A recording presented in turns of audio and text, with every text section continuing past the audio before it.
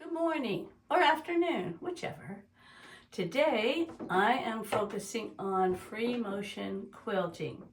Now I am not a professional free motion quilter. So when I free motion quilt, I have to make plans before I actually start sewing with my sewing machine. I have a wonderful sewing machine. It's a Bernina B770. I love it. And when I'm doing my quilting, if I'm doing something special, then I want to do my own thing, I guess you would say. Here is what I've been working on. These two and this one down here on the sewing table are going to be a pattern sometime in the future. I think it's going to be called Peachy Keen, which my advisory board suggested. But for the quilting on this, these blocks, I have quilted them a little bit differently. Each block is quilted a little bit differently just because I wanted to do that. I don't want them all to be exactly the same. It's a unique kind of thing. These blocks, I could very easily, when I did the quilting, I could set my machine up for the fancy stitches. And this is a fancy stitch on my machine. So I could just tool right around there and it was easy peasy. This one is not a machine program stitch. Instead, I did it free motion, and so it's not as perfect. That's all right. And so I thought as I did these and I did these, this one I could still use. I could still move it under my machine to do the quilting. This is the last one. It's the one I'm working on now, and it's bigger. I'm going to show you how. I don't know how big it is. It's not huge, but it's big enough that if I want to quilt, free motion quilt inside these blocks, it's just not as easy to do with a fancy stitch. So I'm having to do free motion stitching, and I'm doing different things in each blocks. Some of the blocks I've liked what I've come up with, and some I haven't. Well, no. I like it, but it's just not as great as I would think. Here are some little edge blocks, leaf blocks. I really like that. So I might do that on some more. This turned out pretty nice. This is just a free motion kind of thing. These circles, I'm okay with that. On one of them, well, this one here, it's got a string on it.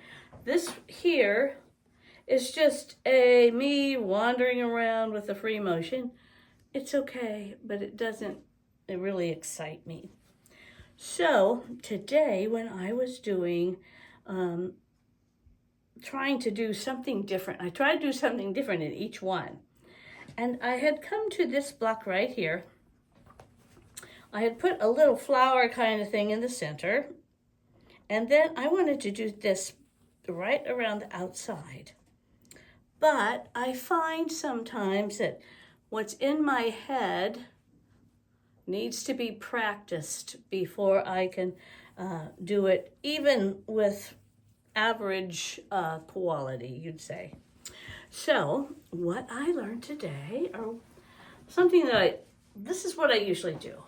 If I decide I'm going to do something inside of one of these, for right now I'm just going to use one of these. If I'm going to do something special inside, I first decide what I'm going to do, and I have paper. Here are some study or some practice things that I have done.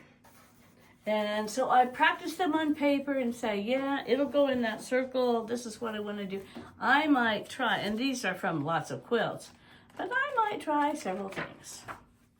After I have it on paper, then I take it to the sewing machine and I use a practice piece, and I try it with my machine and just like I would be doing it on the real quilt. But today I kept having trouble with this. Let's look at this block right here. I had this guy done, but I wondered, I kept trying to come up with something on here. And I could take this and I could lay it down, and with a watercolor marker I could try to do it, but this thing is wibbly and it kept moving. And after I got it on here, I thought, well, if I'm trying it on the machine, still may not work very well. So I thought, I need to get this shape onto my practice thing. So I got some freezer paper. I traced, here's my original pattern. I traced just this and this onto a piece of freezer paper. And then, here's my freezer paper. And then, now my cutting, I can't cut yet because of my hand.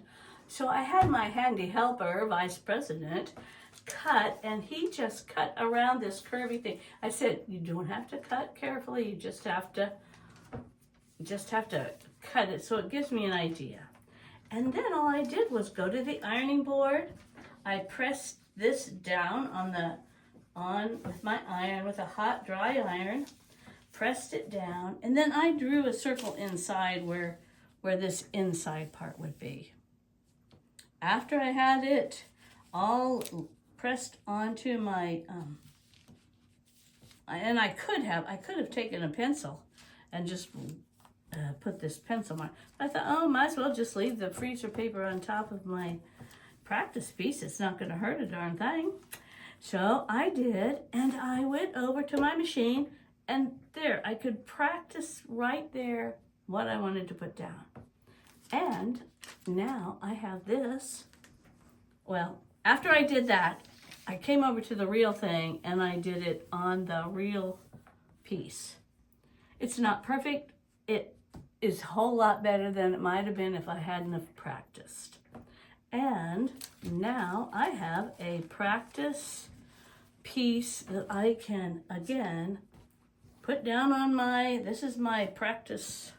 I have lots of practice things, don't I? I put it on my practice piece, and I can press this down and I can try something else in another one.